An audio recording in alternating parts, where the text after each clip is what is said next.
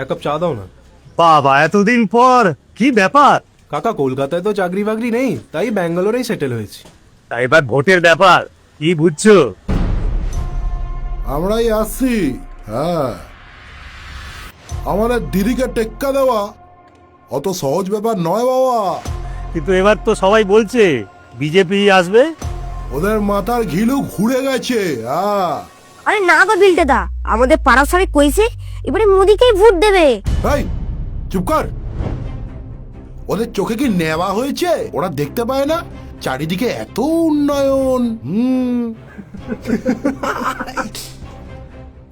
উন্নয়ন, এগিয়ে বাংলা। এই, হাসছিস কেন? এগিয়েই তো।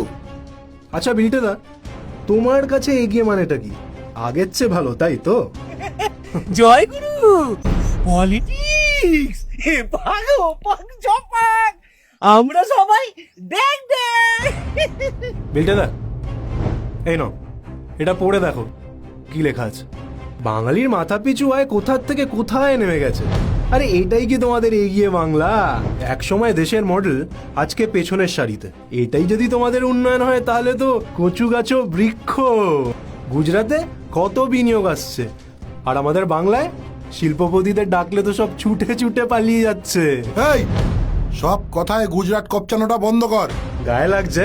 শোনো, কলকাতা এক সময় আমাদের দেশের বিজনেস ক্যাপিটাল ছিল, আর আজকে বিদেশি বিনিয়োগের 1% আমাদের রাজ্যে আসে না। আর রাজ্যের ঋণ বাড়তে বাড়তে 8 লাখ কোটি টাকা পার। দিয়ে চাইলে গেউ গেউ কতই রঙ্গ দেখি দুনিয়ায়। বিলটেদা, রাজ্য চালানোর অর্ধেকের চেয়ে বেশি টাকা তো কেন্দ্র দেয়। গত 10 বছরে কেন্দ্র প্রায় 6 লক্ষ কোটি টাকা দিয়েছে, আর সেই কেন্দ্রকে তোমরা দিন রাত গালাগাল করে যাচ্ছ।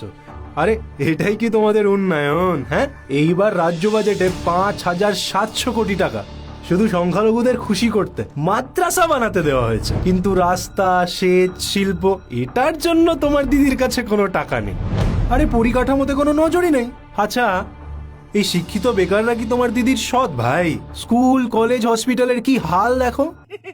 দুদিল গায় দুধ দেয়, হাত পেতে ভোট নেয়। কালই তো মেয়ের কি পেটের ব্যথা, হসপিটালে নিয়ে গেলাম, ভর্তি নিল না, বললো বেড নেই। নার্সিংহোমে ভর্তি করার পয়সা আছে বলো আমাদের? শেষমেশ ওই মধু ডাক্তারের হোমিওপ্যাথি। শুনলে বিলটেদা, হাসপাতালে না আছে ডাক্তার, না আছে ওষুধ। ভাই এটাই কি তোমাদের এগিয়ে বাংলা? সত্যি উন্নয়ন হলে এত চাকরি বিক্রি হতো? 26,000 চাকরি বাতিল হয়েছে। আর লেখাপড়া, ক্লাস 8-এর ছেলে ক্লাস 2 এর অঙ্ক পারেন। কি যে দিনকাল এলো। সত্যি স্যার, রাজ্যের ইউনিভার্সিটিগুলোর র্যাঙ্কিং দিন দিন নেমে যাচ্ছে। ওদিকে ওই মন্ত্রীর বান্ধবী নাকি, তার ঘরে তো কোটি কোটি টাকার পাহাড়। রেশন, মিড ডে মিল সবেতেই দুর্নীতি। অপর ঘরে কালো ধন, ভুলে গেছে জনগণ। 100 দিনের কাজের জাল জব কার্ড আর সর্বত্র সিন্ডিকেট। এই লুটের রাজত্বকে তোমার উন্নয়ন মনে হচ্ছে বিলটেদা? আমার তো মনে হয় তোমার চোখেই নেওয়া হয়েছে। এই, বেশি ফ্যাচ ফ্যাচ করিস না। এই তো দিদি লক্ষ্মী ভান্ডারের টাকা বাড়িয়ে।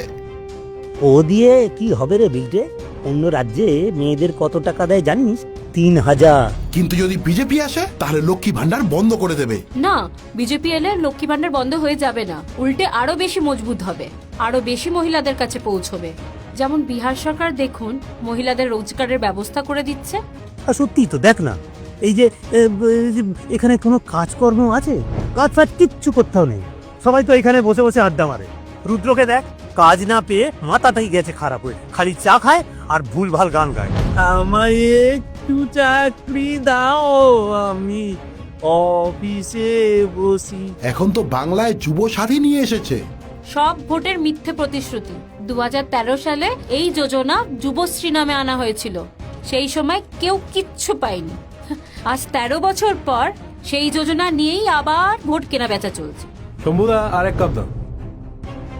রাজ্যে তো মেয়েদের অবস্থাও ভালো নেই, রাস্তাঘাটে ভয়। এইটাই কি তোমার উন্নয়ন বিলটেদা? ঠিক বলেছেন দাদা, উনি উত্তর দিতে পারবেন না। চুপ থাকাটাই নিয়ম এই রাজ্যের। যেমন আমরা চুপ হয়ে থাকি, মহিলাদের ওপর অত্যাচার হলে আমরাই দোষী, আর ধর্ষণ হলে রিলেশন ছিল। বাড়ি থেকে সন্ধ্যের পর বেরিয়েছো, আর ওই সন্দেশখালির পিঠে বানানোর কাণ্ডটা সকলে তো মনেই আছে। এটা নাকি একজন মহিলা মুখ্যমন্ত্রীর রাজ্য। নির্লজ্জের মতো টাকা দিয়ে মেয়েদের ধর্ষণের দাম দিতে চায়। ছোট মুখে বড় কথা হবে। তবুও বলতে চাই দাদা, মেয়েদের ইজ্জত দাড়িপাল্লায় তোলাটাতেই এগিয়ে বাংলা। ঠিকই বলেছিস বোন, অভিযোগ জানানোর তো আর কোনো জায়গা নেই। নেতা, পুলিশ, দুষ্কৃতী সব মিলে একাকার হয়ে আছে। দেশের বাড়ি গিয়েছিলাম দাদা, চাষিদেরও খুব কষ্ট, মাঠে সেচে জল নেই, আশেপাশে কোথাও একটা কোল্ড স্টোরেজও নেই। আর সরকার তো ফসল কিনেও না, অর্ধেকটাই নষ্ট করে। আর নইলে জলের দরে বিক্রি। আরে নিজেকে তো এখন বাঙালি বলতেই লজ্জা করে। বাঙালির প্রিয় মাছ ভাত, ওই মাছ ভাতটাও তো আর নিজের নয়। রুই কাতলা মানেই অন্ধ্রপ্রদেশ। আর বিল্টেদা, গুজরাটের কথা বলতেই তুমি রেগে যাচ্ছিলে না? ওই তোমার প্রিয় ইলিশ মাছটা, ওটাও বেশিরভাগ গুজরাট থেকেই আমাদের রাজ্যে আসে। আর তোমার এই স্বাদের ডিমটা, এই ডিমটাও অন্য রাজ্য থেকেই আমাদের এখানে আসছে। কলকাতা থেকে নর্থ বেঙ্গল ট্রাভেল করতে লাগে 14 ঘন্টা, আর অন্য রাজ্যে এই ডিস্টেন্সই ট্রাভেল করতে লাগে মাত্র 7 ঘন্টা। আরে রাজ্যে কোনো নতুন বন্দর হয়নি, কোনো শিল্প আসেনি। বিগত 6 বছরে 15,000-এর চেয়ে বেশি কোম্পানি আমাদের রাজ্য ছেড়ে চলে গেছে। বেশ বলেছো বিবেক, আমরা এখন বাংলা থেকে ছেলে মেয়েদের অন্য রাজ্যে এক্সপোর্ট করছি। বাংলা হলো মেধা রপ্তানি কোম্পানি। আর বাইরে থেকে রাজ্যে আমদানি হয় ভোট ব্যাংক। দাদা, রাজ্যের চলচ্চিত্র জগতের হাতে তো হ্যারিকেন, আর হস্তশিল্পীদের নুন আনতে পান্তা ফুরোয়। আমাদের রাজ্যে সব কিছুর গ্রাফ নিচে, শুধু দুর্নীতির গ্রাফ টপে। আরে রাজ্যের সিকিউরিটিটাও তো কম্প্রোমাইজ হচ্ছে বর্ডারে।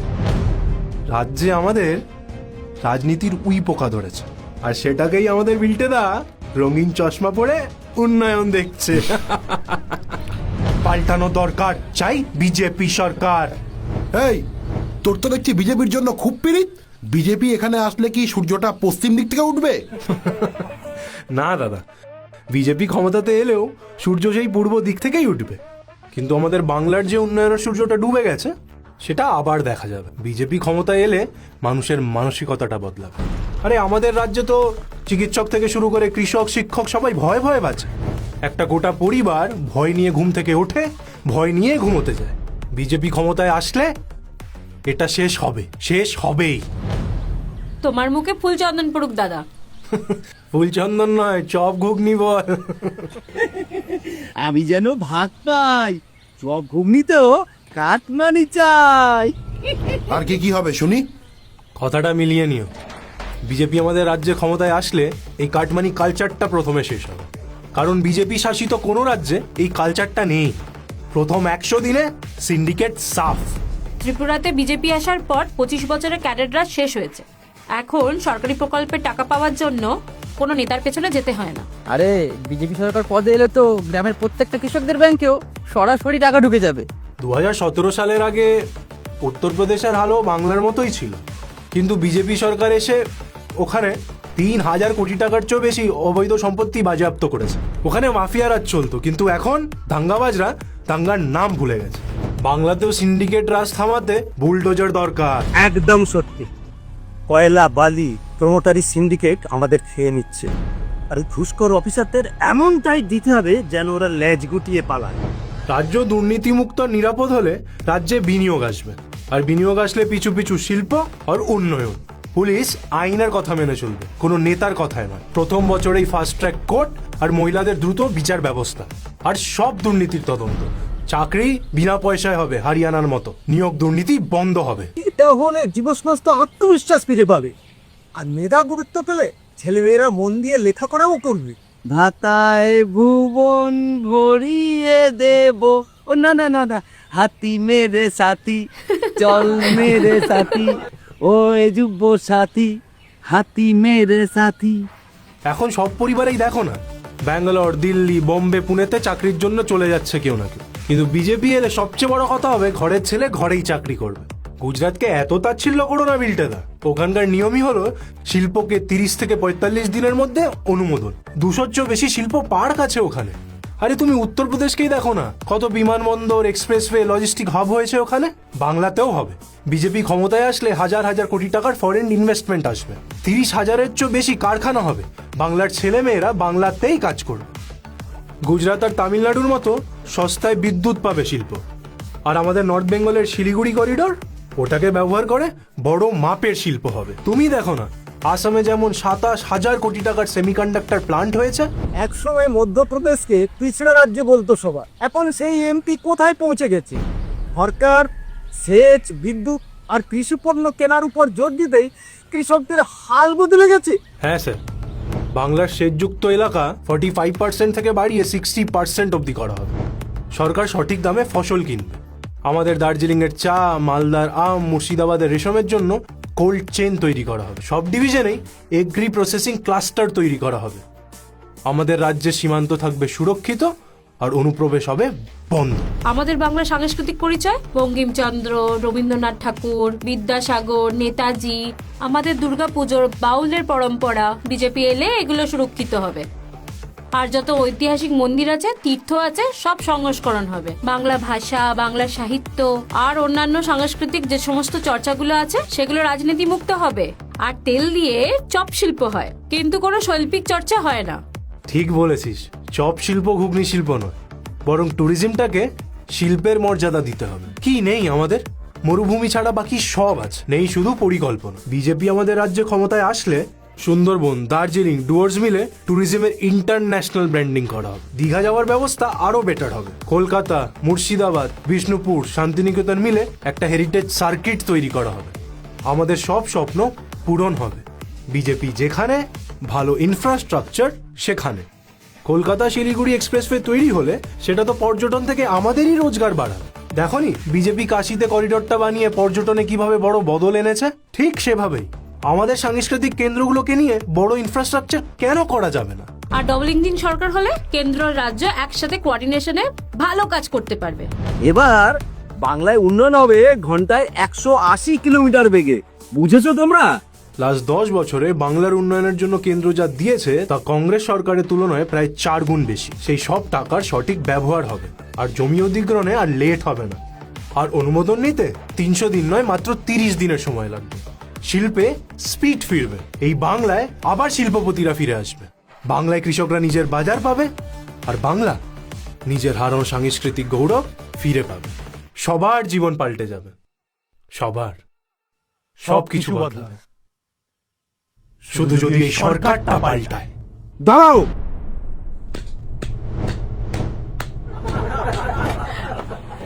পাল্টানো দরকার, পাল্টানো দরকার। চাই বিজেপি সরকার।